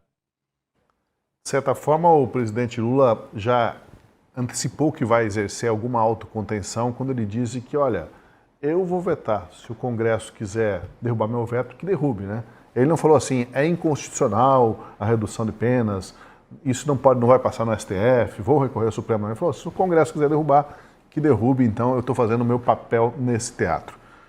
Bom, para a gente fechar aqui um assunto que não pode passar batido. A notícia é a seguinte, Moraes manda Malafaia se explicar por chamar alto comando do Exército de frouxo. Isso mesmo, o ministro Alexandre Moraes quer que o Silas Malafaia se explique perante a Justiça por ter chamado o alto comando do Exército de frouxo. Um ministro do Supremo mandando um pastor, um líder político também, que é o Malafaia, se explicar por causa do uso desse adjetivo. Quem reclamou contra Malafaia foi o comandante do Exército, o general Tomás Paiva, por causa de uma manifestação na Avenida Paulista em abril do ano passado. E veja o que o Malafaia disse à época. Cadê esses generais de 4 estrelas do alto comando do Exército? Cambada de frouxos, cambada de covardes, cambada de omissos. Vocês não honram a farda que vestem, não é para dar golpe, não, é para marcar posição. Pois olha, obviamente a queixa do general de que o pastor ofendeu a honra dele foi aceita pelo PGR, o procurador Paulo Gonet. Gonet encaminhou o caso para Moraes sob o argumento de haver estrita conexão entre as condutas denunciadas e as investigações dos inquéritos das fake news e das milícias digitais. Agora, chamar o comando de alguma instituição, qualquer que seja ela, de frouxo, é crime contra a honra no Brasil de 2026, Francisco Escorcim. Fico imaginando se o padre Antônio Vieira, né, fazia aqueles sermões criticando as autoridades da época, a corte, o rei, chamando um de frouxo, o outro de leniente, o que mais, sei lá que adjetivos que ele usava. Ele hoje, Padre Vieira, não sobreviveria 10 dias sem uma investigação da Polícia Federal no pé dele. Não sobreviveria. Nós não estamos no estado de direito, né? Nós estamos no estado da vontade do Alexandre de Moraes ou das pessoas que em torno se valem dessa força do Alexandre de Moraes para conseguirem algumas vantagens, vamos dizer assim. O Silas Malafaia não nomeou ninguém, né? Ele fala dos 4 generais do alto comando do Exército, quer dizer, é algo que remete mais à instituição, né, do que a pessoa. O que eu achei curioso, e aí talvez o Deltan pode até me corrigir se eu estiver errado, é que o Gonet, me parece que foi pedido para ser investigado por injúria, com a qualificadora por ser figura do serviço público, etc, etc. Aí, pelo menos, nós estamos dentro de uma certa racionalidade jurídica, vamos dizer assim. Porque você tem a liberdade de falar o que você quiser, mas a pessoa que se ofendeu também tem o direito de tomar as providências para se sentir injuriado, se sentir difamado, enfim, de ter o processamento. Até aí vai lá. Né? Acontece que na hora que o Goneda aí bota estrita conexão com o tal do inquérito das fake news, já não estamos mais falando de injúria. Uma coisa que ele fala aqui não casa com aquilo que ele fala colar. A coisa já é uma contradição no próprio pedido, né? A coisa, fake news, porque é contra ato antidemocrático de direito. Eu falei assim, mas o enquadramento que você fez não teve nada a ver com isso, né? Mas ele precisa fazer isso para que isso fique no STF. Porque se fosse pela injúria, teria que descer, obviamente, para a primeira instância. E se a gente juntar o que com a notícia que a gente abriu aqui do Alexandre de Moraes com relação ao Conselho Federal de Medicina, você vê que existe, de fato, um grande temor desse pessoal que está no controle, que é mais ou menos o seguinte, eles sabem que se sair do horizonte de controle deles, nada disso vai colar. Se descer para a primeira instância, se for para qualquer outra instituição, a coisa não vai andar do jeito que eles querem. Então eles precisam manter tudo num jogo. É quase como se estivesse jogando... no tênis tem o paredão, né? Você joga a bola no paredão e volta para você mesmo, né? Eles precisam fazer isso porque eles sabem que a coisa não vai mais colar. Então, quanto mais tem esses abusos, vamos dizer assim, também significa um pouco de um certo desespero, um certo medo. Porque é como se tivesse assim, em algum momento isso vai acabar acabando para eles ali. Né? E muito pouca coisa disso vai se sustentar. Então só a chance do pastor Malafaia ser condenado se a coisa seguir mesmo com Alexandre de Moraes. Se descer para o primeiro grau de jurisdição, muito provavelmente, ou mesmo que tenha uma condenação, não vai ser aquela condenação de 27 anos e não sei o quê, por ter dito a palavra frouxo, né, para o alto comando do Exército. Então assim, liberdade de expressão já foi para as cucuias, né? Agora... A pessoa tem direito também de se ofender e de tomar as providências, né? Agora, o caminho jurídico não deveria ser esse que o Paulo Gonet, de uma maneira meio esquizofrênica, me parece que seguiu. Se eu estiver errado, o Deltan e o Vargas me corrijam, mas foi o que mais me chamou a atenção. Pois é, Deltan, está ficando reduzida a lista de adjetivos que alguém pode usar no debate público, né? Se o adjetivo frouxo causa tamanha ofensa, quem sabe o Malafaia devia ter usado assim... Você é um tanto quanto débil, fracote. Fracote talvez também ofenda a honra de alguém, não, doutor? Assim, Tosi, eu vou mencionar 4 ilegalidades nesse caso contra o Malafaia e ainda por cima vou terminar com uma grande, gigante hipocrisia de Alexandre de Moraes. Veja só, o Malafaia foi denunciado pela PGR por essas manifestações críticas contra o alto comando do Exército, dizendo que esses generais e 4 estrelas, cadê eles? Cambada de frouxos, cambada de covardes, cambada de omissos, dizendo que eles não honram a farda que vestem. Dizendo ainda, olha, não é para dar golpe, não, é para marcar a posição. Estava cobrando uma posição deles em relação à anistia, em relação aos abusos que vem acontecendo. Vamos para a primeira ilegalidade. O relator desse caso se tornou Alexandre de Moraes, relator de uma denúncia contra o Silas Malafaia, que não é por golpe de Estado, não é por atentado violento ao Estado Democrático de Direito, não, a denúncia é simplesmente por injúria e calúnia. Então, por que raios que esse caso está com Alexandre de Moraes se os comandantes do Alto Exército não têm foro privilegiado? Isso não tem conexão com os inquéritos dos atos antidemocráticos. Então, o primeiro fato é, Moraes não tem que ser relator de coisa nenhuma. É uma relatoria forçada para manter tudo nas mãos de Moraes, especialmente o caso envolvendo Malafaia, que é considerado um crítico, mas mais do que isso, um inimigo do STF. O objetivo óbvio aí é o de deixar o Malafaia nas mãos do Supremo e tentar calá-lo. É a perspectiva de punição para fazer o pastor parar de criticar o STF e seus ministros. Absolutamente não existe regra nenhuma que autorize a denúncia a ter sido oferecida no STF. Não existe foro por prerrogativa de vítima. Malafaia é cidadão comum e conexão com inquéritos dos atos democráticos é absolutamente forçada. Não há ligação entre os crimes investigados. Então o primeiro ponto é, Moraes não tem que ser relator porque não tem conexão dos casos dele com essa crítica, com essa eventual injúria, calúnia do Malafaia. O ponto 2 é, Malafaia não tem foro privilegiado, como eu expliquei. É absurdo esse caso estar no STF. A competência é forçada. Ponto 3, críticas e ofensas do Malafaia, nesse caso aí, elas são genéricas. Elas foram feitas em um contexto político, proferidas fora da vista e da presença das autoridades mencionadas, algo que poderia considerar um desacato que seria considerado pela doutrina internacional como algo que pode ser punido porque o objetivo é impedir a autoridade de exercer a sua função. Não foi nada ali presencial, não foi nada para impedir o cumprimento dos deveres, foi algo distanciado, foi durante uma manifestação política. E essa crítica tem interesse público, tem todas as características aí que afastam os crimes contra a honra e de desacato contra funcionário público, porque é uma manifestação de liberdade de expressão que é amparada numa justificativa, numa crítica que tem alguma racionalidade numa discussão, num debate de interesse público. Tá bom, Deltan, mas aconteceram esses crimes? Veja só, o crime de calúnia não tem como ter acontecido, porque não foi imputado um fato específico. Só existe crime de calúnia quando é imputado um fato específico. Fulano de tal, no dia tal, matou ciclano, fulano de tal, no dia tal, fez tal coisa errada, e recupera as falas do Malafaia aí. Ele chamou aí simplesmente aí de covardes, de frouxos, de omissos, dizendo que eles não honram a farda que vestem. Não tem como ter calúnia aí. E injúria? Injúria é um xingamento. Poderia enquadrar injúria se não houvesse um interesse público na discussão do debate que ele suscitou. Quando tem interesse público e a crítica é feita contra altas autoridades, você tem vários precedentes internacionais dizendo que funcionários públicos, autoridades, figuras públicas de destaque devem aguentar um nível maior de crítica, de exposição pública, de indignação dos cidadãos, ainda que a manifestação do cidadão seja rude ou até ofensiva. Tem vários precedentes nesse sentido, não só da STF, da Corte Interamericana de Direitos Humanos, da Corte Europeia.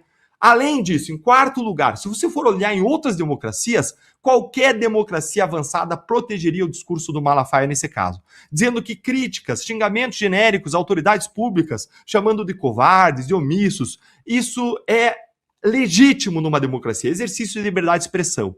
Isso dá uma indicação de como que essa persecução penal do Malafaia não é exatamente uma persecução penal, é uma perseguição penal, é absolutamente descabida. E para fechar, como eu prometi, tem aí um caso explícito de inversão de valores e de hipocrisia, de contradição, de dois pesos e duas medidas. Vamos lembrar que Lula xingou a Lava Jato 100 vezes mais, 10 vezes pior. Xingou a Lava Jato de tudo ao longo da história. Gilmar Mendes xingou a Lava Jato, os agentes públicos da Lava Jato, de tudo. O PGR arquivou ainda o pedido de investigação contra Moraes e a esposa por um contrato de 129 milhões de reais com o Master, com uma atuação lobista aí apontada pela imprensa do Moraes pro Master. A PGR ainda arquivou agora, nessa semana, o caso de um senador pego com dinheiro na cueca, o Chico Rodrigues do PSB de Roraima. O STF enterrou a Lava Jato. Gilmar Mendes enterrou o caso contra o Lira, aquela investigação, Operação Hefesto, envolvendo kits de robóticas com superfaturamento lá no estado do Lira, com emendas do Lira. Tem investigações na gaveta contra o Alcolumbre e contra a Mota. Mas aí o PGR vai lá e ele denuncia um líder religioso por uma manifestação política protegida. Sério? É sério isso? É isso mesmo que vocês querem tornar o Brasil, STF e PGR? Pois olha, temos que rever, né, os adjetivos e os pronomes de tratamento, né? Não dá para usar adjetivos. Eu acho que daqui a pouco nós vamos ser cobrados aí para chamar qualquer autoridade de excelso ministro, excelso autoridade, excelentíssimo fulano, beltrano, sempre ter esse tratamento diferenciado, respeitoso. Do contrário, vamos ter talvez uma investigação às portas aqui do programa Última Análise da Gazeta do Povo. Dito isto, Vargas, o que Vossa Excelência tem a dizer sobre o cerco à linguagem hoje no país? Tosi, 2 comentários breves para concluir. O primeiro deles é o seguinte. Eu sou um grande admirador das Forças Armadas do Brasil e tenho gastado tempo para entender, estudar e reconhecer o trabalho que eles têm feito. Então, particularmente, eu não simpatizo com críticas generalistas feitas à instituição, embora defenda o direito de qualquer pessoa de fazê-la. Segundo comentário, Tosi, é que, dito isso, eu acho um pouco ridículo, sinceramente,